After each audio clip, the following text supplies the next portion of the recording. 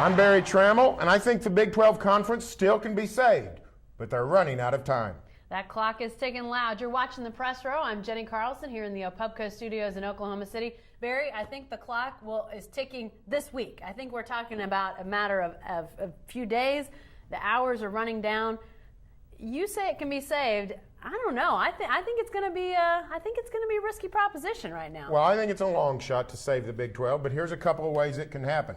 One is if Nebraska and or Missouri, particularly Nebraska, gets word from the Big Ten that, you know what, we've decided to go a different direction. I think that's a long shot. I think Nebraska feels pretty strongly that the Big Ten invite's coming its way, but you never know because Notre Dame is involved. If the Big Ten could get Notre Dame, the Big Ten might be thrilled to just stay at 12.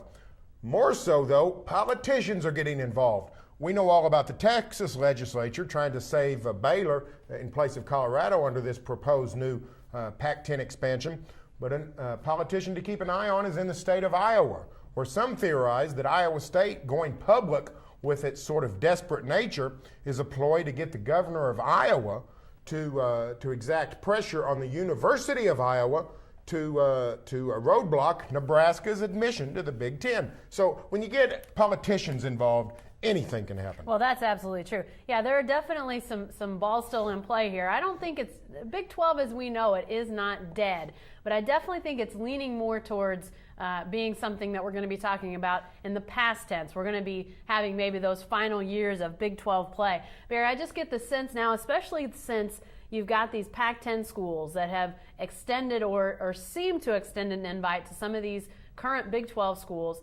And you've got the power brokers, you've got Texas, you've got Oklahoma saying, you know, I think that they can see the potential of that type of matchup. And Barry, I think that, you know, you got to think about schools that are sort of caught in the middle, the Kansas State, who, where do they fit into this puzzle? An Iowa State, you know, you're talking about politicians there, but where might those schools go? I think that's a real big issue that, you know, obviously those schools are going to maybe have to fend for themselves, but the Big 12 can be saved, but man, I think there's going to have to be some pretty swift action. Yeah, personally, I don't know why anybody would want to save it. It's become a dysfunctional league. What you see is this. Texas is running the show in terms of wanting to keep the Big 12 alive. People say Texas is trying to manipulate. Texas wants to keep things just as they are.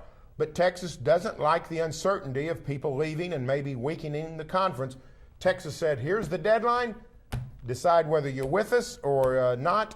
And one thing you got to say about DeLoss Dodds in Texas, they do not bluff.